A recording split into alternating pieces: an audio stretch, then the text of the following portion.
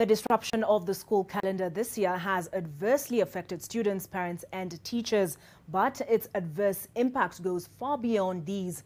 There are multiple suppliers across the country whose entire business relies on schools being open if they are to make any revenue. Tonight, we shed the spotlight on some of these businesses and how the lost education calendar has thrown many businesses and by extension, many livelihoods into disarray.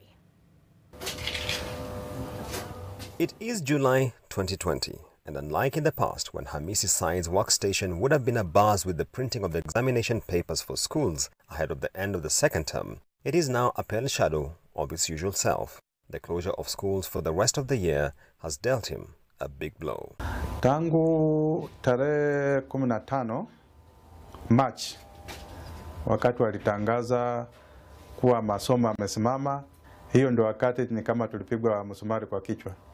Sababu tulikuwa tumefanya supplies kwa institutions, alafu pia zingine tulikuwa tumeprint material zao. Said's pain is not exclusive to him. In Murang'a County, some suppliers are calling upon the government to step in and cushion them from the impact of delayed payments as schools have failed to meet their obligations. People outside here are suffering because the school suppliers or any other supplier anywhere needs to have funds to pay debts. Shule zitafunguliwa Januari, wengine wetu tunaona tukiendelea hivyo sisi tutakuja kuchotwa. Na tungeomba tu serikali iachilie pesa ndio tuweze kulipa bills zetu. Veteran high school principal and the executive director and co-founder of Nova Pioneer Schools, Christopher Hayemba, says that the biggest loss for school suppliers this year is the absence of the stable and reliable demand that is often provided by schools. Schools are established centers of consumption and the supply. For suppliers, this is a consistent, organized, dependable centers of consumption for their services and the goods.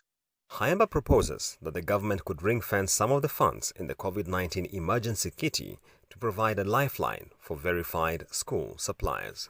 Some of these COVID-19 funds that are coming in, they could go towards, mitigating this kind of situation. In President Uhuru Kenyatta's 8-point agenda to reignite the economy, the education sector is set to receive 6.5 billion shillings for the hiring of an additional 10,000 teachers and 1,000 ICT interns to support digital learning. The sector needs are evidently greater and more immediate than the scope of the funding. Julian Amboko, NTV.